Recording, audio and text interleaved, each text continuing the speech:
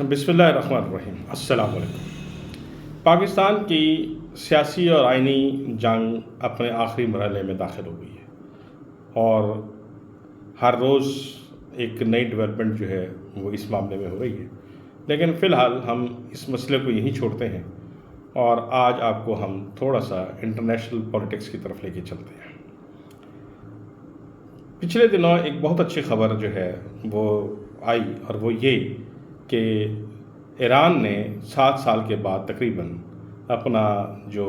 Embassy ہے وہ دوبارہ سے سعودی عرب میں کھول لی ہے۔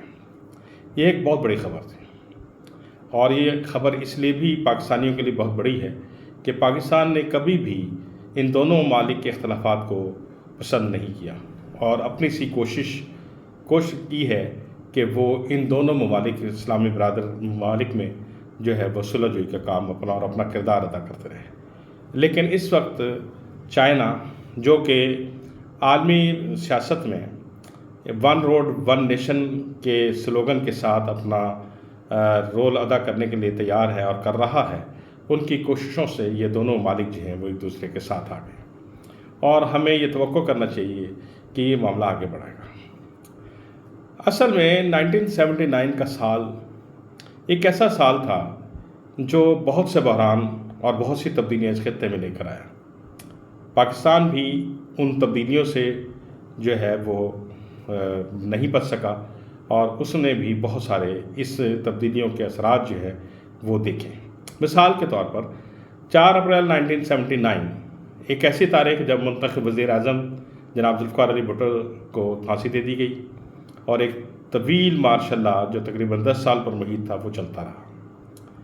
1979 ہی وہ سال ہے جب رشیا نے افغانستان میں جو ہے اپنی فوجیں داخل کی اور ہم ایک انوانٹیڈ اور انڈیفینٹ اس وقت جو ہے وہ ایک لڑائی میں ہم شریک ہو گئے اور امریکہ کے کہنے پر ہم نے اپنے آپ کو اس جنگ میں جھونکا اور ایک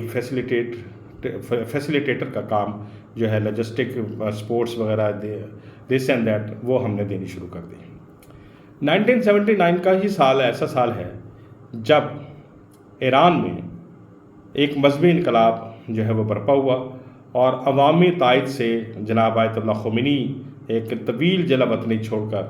جو ہے وہ ایران تشریف لائے اور اس سے پہلے شہنشاہ ایران جو کہ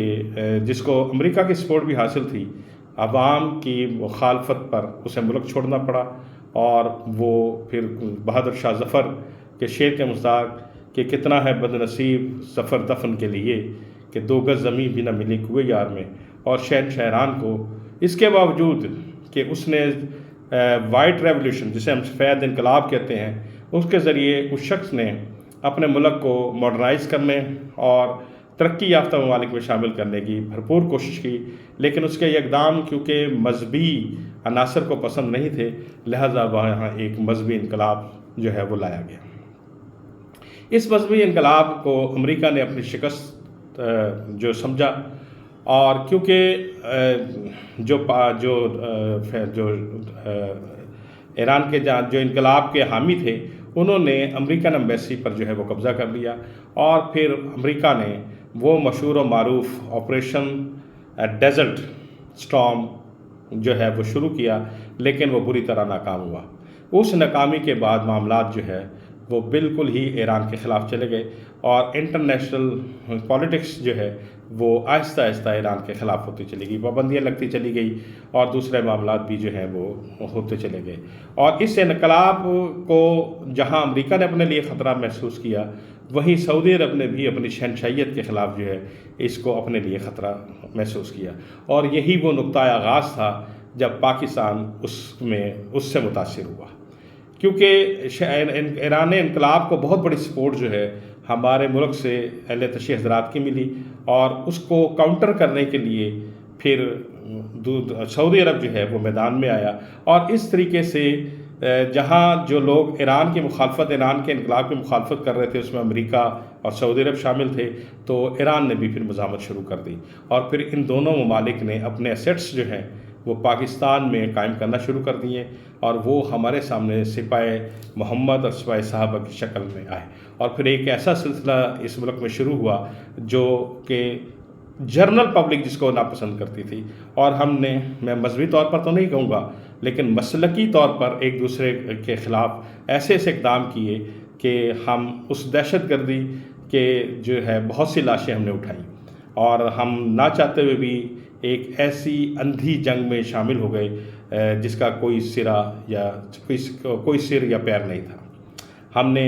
ایک دوسرے کو کافر کہنا جو ہے وہ فیشن بنا لیا، اور اس میں جو انٹرنیشنل کریکٹر، کیونکہ افغانستان ایشو بھی اس وقت جو ہے وہ ان تھا، تو لہٰذا اس جنگ میں جو عناصر شامل ہوئے جن کو بیرونی فنڈنگ ملتی رہی، خاص طور پر سعودی عرب سے اور ایران سے، اور اس میں اپنا حصہ جو ہے وہ را نے وائٹل رول ادا کیا،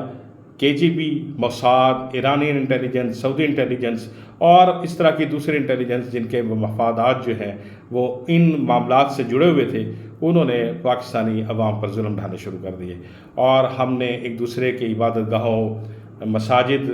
مساجد میں امام بارگاہوں پر حملے کرنے شروع کر دیے، معصوم شہریوں کو قتل کرنا شروع کر دیا، اور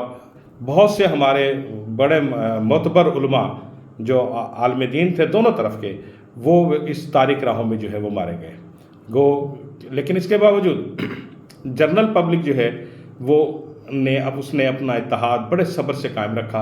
اور آپس میں تقسیم ہونے سے انکار کر دیا۔ یقیناً یہ طور پر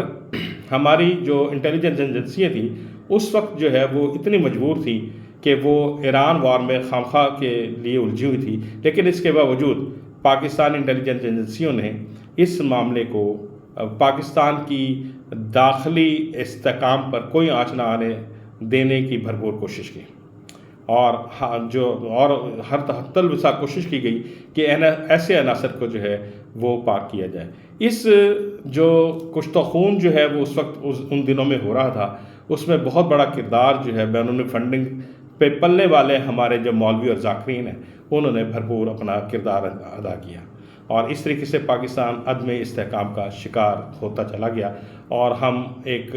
ایسی لڑائی میں شامل ہو گئے جس میں ہم نے آج خود کوئی کوشش نہیں کی تھی، لیکن یہ بھی ایک حقیقت ہے کہ ہم نے ایسے عناصر کو روکنے کی اس وقت کی باوجود کوشش نہیں کی، اور ہم کسی نہ کسی حد تک ان کو سپورٹ بھی کرتے رہے۔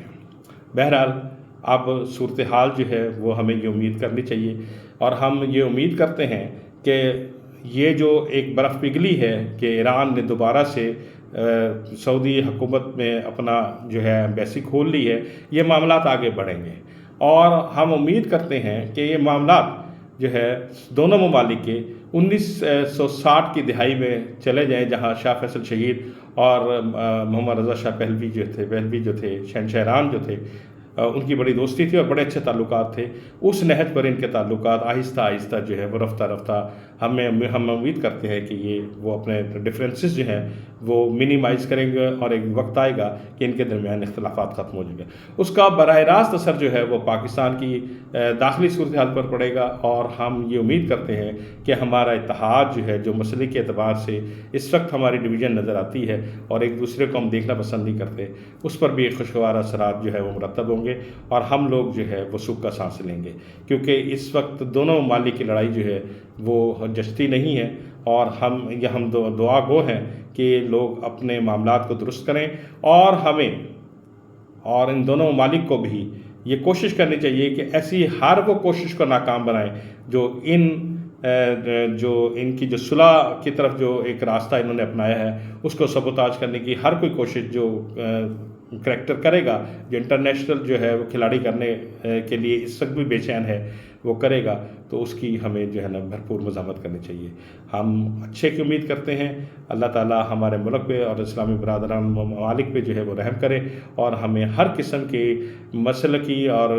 دیگر اختلافات سے جو ہے وہ محفوظ رکھے۔ خاص طور پر میں پاکستان کے لیے دعا گو ہوں کہ پاکستان کی عوام نے جس طریقے سے جس صبر اور شکر کے ساتھ اس دہشت گردی کا مقابلہ کیا اور اپنے عزیزوں کے نہ چاہتے ہوئے لاشیں اٹھائیں، اللہ تعالیٰ ان کو مزید کوئی ایسا جو ہے وہ پریشانی اور افسوسناک لمحات سے محفوظ رکھے اور بچائے۔ بہت شکریہ، السلام علیکم۔